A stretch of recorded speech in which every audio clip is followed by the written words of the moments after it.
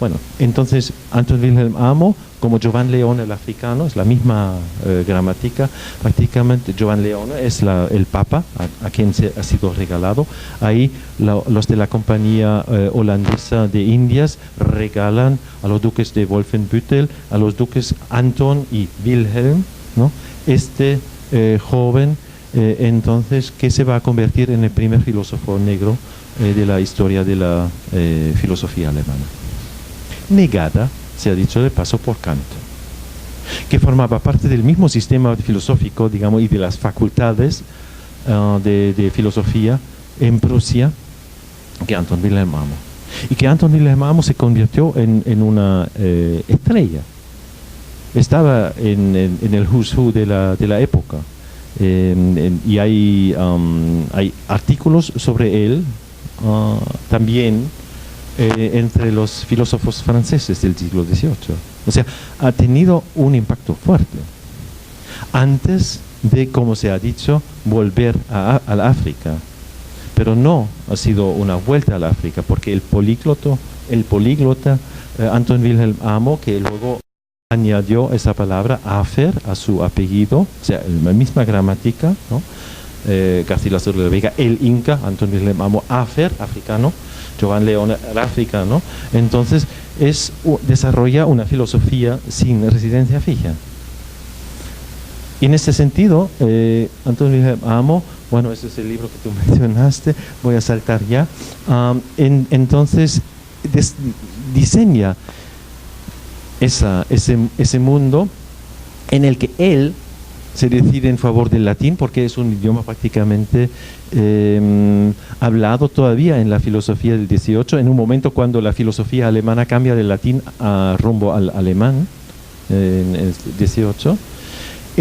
Anton Wilhelm Amo, entonces utiliza el latín que se puede leer tanto en Francia como en Inglaterra como en otros países europeos donde sí ha tenido un impacto, y que luego se niega su influencia y nunca más va a aparecer en las historias de la filosofía alemana.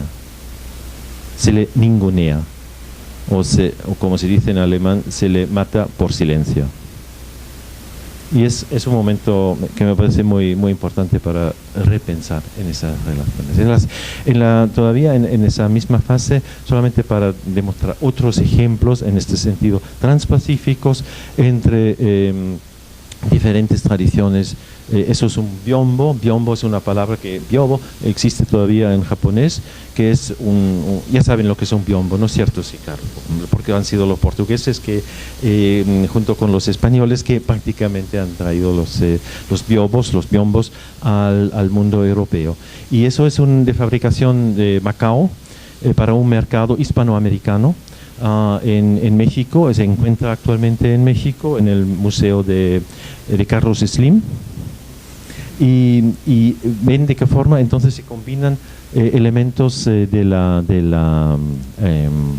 diluvio cristiano, en sentido cristiano, con elementos a nivel, digamos, de la expresión artística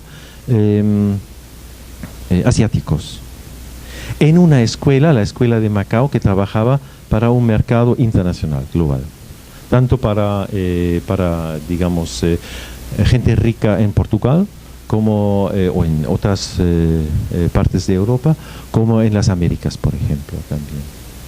Entonces, ven también ahí, es otro ejemplo, otro byombo, ahora en el mundo andino, que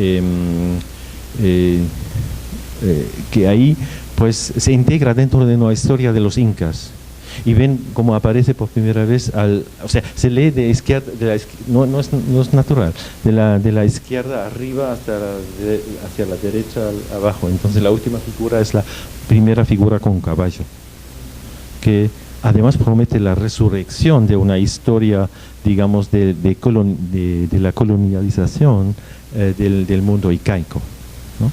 Entonces, solamente para demostrar o para enseñar una serie de imágenes también de esas polilógicas, estructuras polilógicas, que por supuesto se inscriben dentro de una genealogía incaica dentro de una genealogía tipo occidental y dentro de una ruptura revolucionaria que también se indica ahí en el último eslabón. Por supuesto, en el conflicto entre, digamos, que caracteriza la segunda fase de globalización acelerada, la expansión ya no del mundo ibérico y con eso de los tres idiomas que caracterizan el mundo ibérico, es decir, el portugués, el español y el latín. En la segunda fase de globalización acelerada entran en juego otras potencias como Inglaterra y Francia y también pues todo el debate en torno al Nuevo Mundo, que luego se centra en esos debates entre Nueva España y el mundo europeo, con Clavijero, la invención de una historia antigua de México también, y incluso, lo confieso con cierta vergüenza, hay un gran proyecto creado por Mommsen, o sea, es muy interesante, en la academia, que no tiene 18 años, sino, no sé, 250 por lo menos, que se llama Alte Welt. Y el viejo mundo, contrariamente a Clavijero, es todavía el mundo europeo, grecolatino, eso es Alte Welt, ¿no? Pero Alte Welt, de hecho, tendría que incluir, por supuesto, lo que Clavijero ya incluía a nivel digamos, de su visión de la antigüedad americana, que también ya Garcilaso de la Vega insistía mucho en esa dimensión, que fue otra Roma en aquel imperio, ¿no? O sea, que otra Roma en el sentido no de la otredad, sino de algo diferente, otra, y a la misma altura de la reflexión. Se crean entonces formas digamos, formas narrativas que atraviesan las pautas europeas de la novela picaresca, con Fernández de Lizardi y el Periquillo Sarmiento, 1816, la primera figura de un escritor en las Américas que vive de su escritura por primera vez, y que inventa los movimientos, digamos, de un pícaro para crear el espacio de un México futuro, con todas las desigualdades y las rupturas dentro de ese espacio. O sea, el espacio que no se configura como un territorio dado, sino como un movimiento, que entonces la vectorización que crea el espacio. Muy interesante esto, pero también es el momento de la creación del otro y la otredad de la América, por Cornelius de Pau, en ese famoso debate berlinés sobre el Nuevo Mundo, que empieza en 1768, una semana antes del nacimiento de Alejandro de Humboldt, luego con el debate de Pernetti en 1769, y les recherches philosophiques sur les Américains. Américains en ese sentido son los pueblos indígenas, ¿no? Américains no en el sentido de Americans, como hoy. Y la creación de la otredad del Nuevo Mundo. Y esa idea persiste y persiste y persiste, ¿no? Siempre esa idea de la otredad. Puede ser en un sentido positivo, muy raras veces. En Pernetti, en el debate berlinés, prácticamente es el discurso invertido de la otredad negativa del Nuevo Mundo, que una idea de Cornelius de Pau, que no era el primero, por supuesto Buffon, y aquí en Brasil Roberto Ventura, a quien quisiera mencionar, ha trabajado mucho sobre esa dimensión de la otredad, y ahí ven el obelisco erigido por Napoleón para homenajear a Cornelius de Pau, de origen holandés, nacido en Ámsterdam. En este mundo,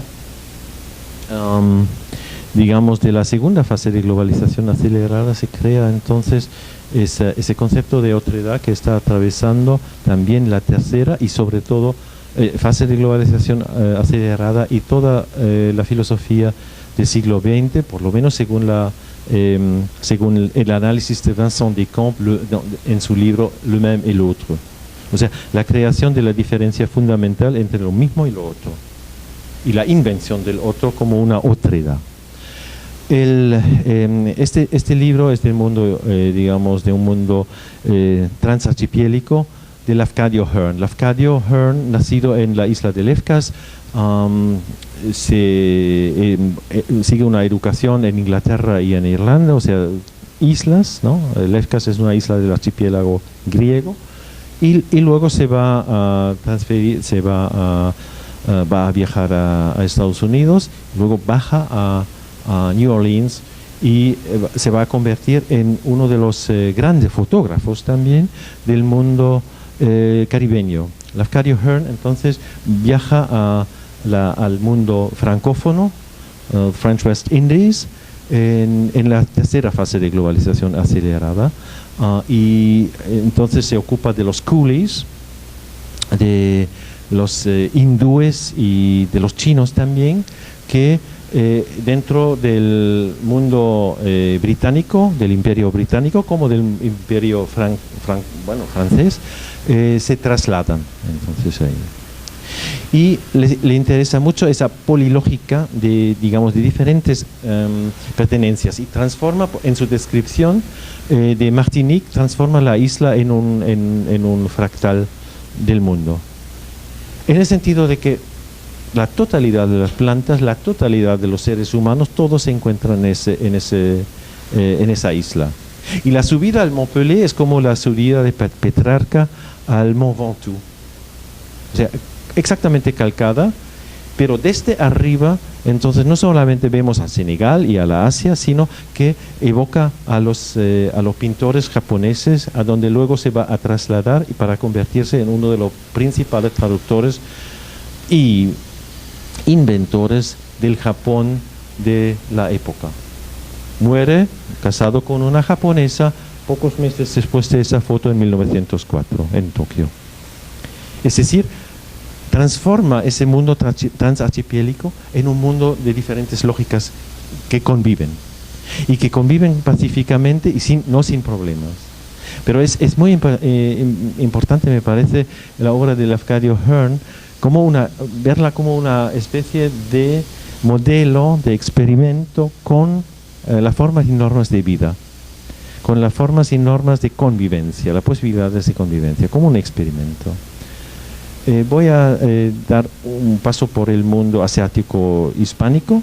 José Rizal, el gran escritor de Filipinas, que escribió una de sus obras más importantes, Noli Me Tangere, con un título en latín, en Alemania con citas de Schiller sin traducción, y en un texto en español con pasajes en tagalog de Filipinas.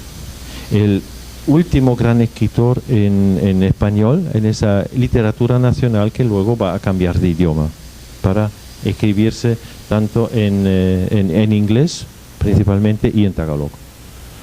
Entonces José Rizal también tiene en la tercera fase de globalización acelerada, va a morir, va a ser ejecutado un poco después de José Martí. Es un poco una figura como José Martí para el mundo cubano, así José Rizal para el mundo de Filipinas. Y ha vivido tanto en Japón como en Alemania, como en Austria, como en Inglaterra, en diferentes islas, digamos, que ha reunido en esa obra, digamos, que nos da de forma fractal una idea del mundo, no como desde la perspectiva de un solo idioma, sino de muchos idiomas al mismo tiempo. Es una convivencia de idiomas. No podemos entender, es una idea que luego a lo largo de las diferentes globalizaciones, creo que está muy claramente diseñada, no podemos entender el mundo desde la perspectiva de un solo idioma. La traducción es lo básico para la convivencia. Ya lo habíamos visto con Al-Hassan al-Bassan, con León el Africano, Garcilaso de la Vega el Inca, etc. ¿no? O sea, esa traducción y traductibilidad que es el eje de la polilógica de un mundo caracterizado por sus relaciones transariales. Pero también podríamos dar un salto para mencionarlo por lo menos en esa ocasión, a Roland Barthes y el Imperio de los Signos, 1970, basado en la experiencia isleña de 1938, cuando hace un viaje a través del archipiélago griego y cuando empieza a diseñar formas de escritura como archipiélagos. En Grèce es el primer momento casi de microrelatos, diferentes microrelatos que luego publica en 1944 bajo el título En Grèce. Y todo se convierte entonces en isla. También una ciudad y el centro de una ciudad, centre-ville, se convierte en una isla y todo. La pintura y la escritura que no se distinguen en el mundo japonés, entonces se pone en escena en el mundo de l'Empire des Signes de 1970, aquí como archipiélagos diseñados, los archipiélagos de la escritura, blanco sobre negro, con espacios que dividen los diferentes signos, ¿no? Toda una reflexión en torno a esos espacios vides, ¿no? Centre-ville. Y en ese sentido es un pensamiento, digamos, que trata de salir de la construcción del otro, jugando todavía con la construcción del otro, porque Barthes escribe sobre el Japón como si fuera un mundo diferente, radicalmente diferente, pero al mismo tiempo establece continuamente la relacionalidad con el mundo europeo. Para mencionar a un escritor hispanoamericano, entonces una obra que se publica, o sea, un escritor guatemalteco, una obra que se publica entonces hacia finales del siglo XX, una obra, La orilla africana, que pone en relación el mundo americano con el mundo europeo y con el mundo árabe. En esa digamos, convivencia difícil entre diferentes culturas, desarrolla esa idea, digamos, de la copresencia de diferentes idiomas y también del desafío y del desastre de la convivencia. Solamente los animales saben convivir en esa novela, solamente los animales y no los seres humanos. A ese nivel bastante, digamos, es una visión bastante desastrosa, pero entra nuevamente lo que ya hemos visto en Joan Guimarães Rosa, que hay diferentes lógicas que otros seres humanos nos presentan y tenemos que aprender de un saber que no es disciplinado, de un saber existencial. Y he mencionado a Glissant, cuyo testamento literario ha sido, digamos, un fractal basado en esta isla, la isla de Pascuas, la isla de Pascuas, que se convierte en la terre magnétique, la terre, es decir, la tierra, como en la epopeya de Gilgamesh. Pero es una isla que en movimiento, la isla en movimiento que ya hemos visto, Brasil, High Brasil, esas islas cerca de la Irlanda que navegan hacia el sur y hacia el oeste, esas son una isla también que se mueve, como Islandia. Y me parece muy significativo que Joan Guimarães Rosa haya escogido Islandia como un punto de referencia para un mundo isleño en movimiento. Esa isla también se mueve por razones geológicas y se convierte en el ombligo del mundo, tal como el burrito que habíamos visto para Joan Guimarães Rosa se convierte en ombligo del mundo. Es la misma fórmula que utiliza. En él se concentra entonces un saber que no se deja disciplinar, que no se deja reducir a una lógica determinada. Por lo tanto, en ese mismo contexto, Le Clésio desarrolla un mundo caracterizado por lo transarchipiélico también, pero lo archipiélico que configura un continente, le continent invisible, el continente invisible.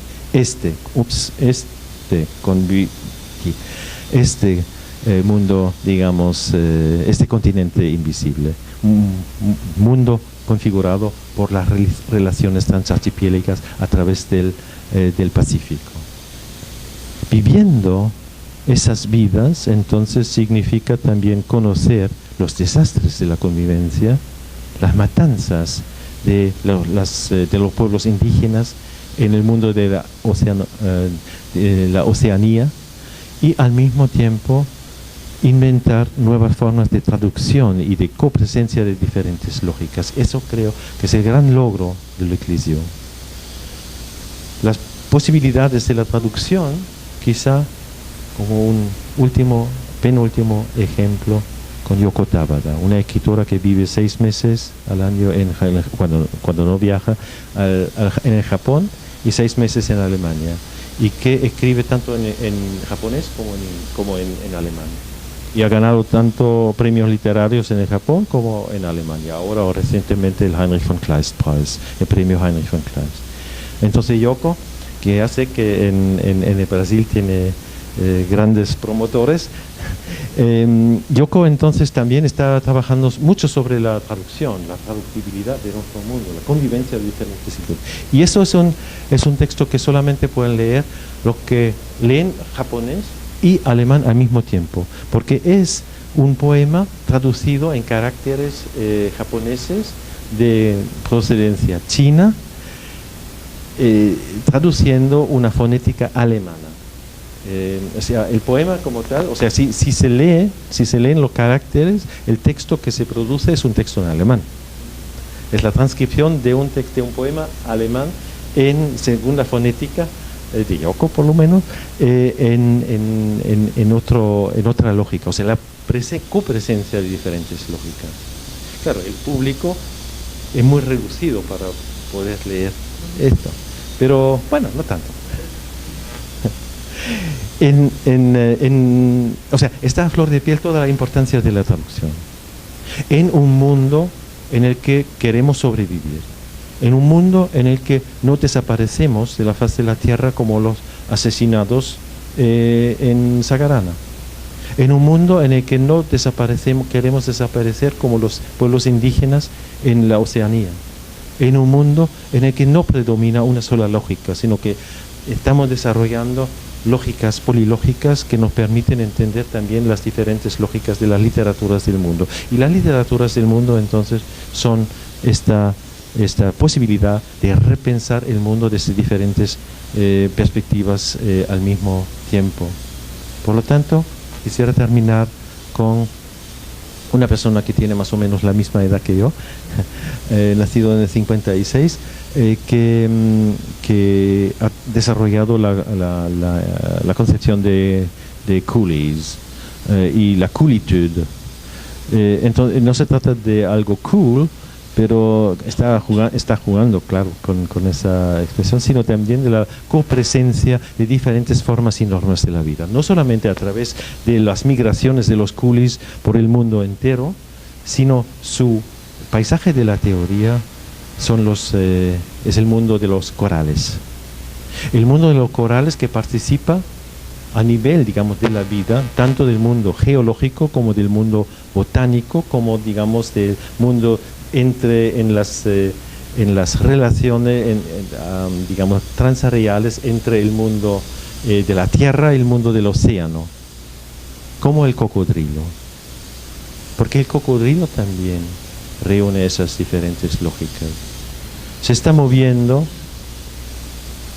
de forma muy rápida entre diferentes mundos, o a veces parece inmóvil. Está en continuo movimiento, eso sí, entre el mundo de la muerte y el mundo de la vida. No crea ninguna obra, está ahí. Vive en los ríos de una sabiduría que no se reducen a una disciplina. Porque si algo aprendemos a través de ese laboratorio de diferentes lógicas que son las literaturas del mundo, es eso, a la sabiduría, pues nunca vamos a llegar a través de un saber disciplinado.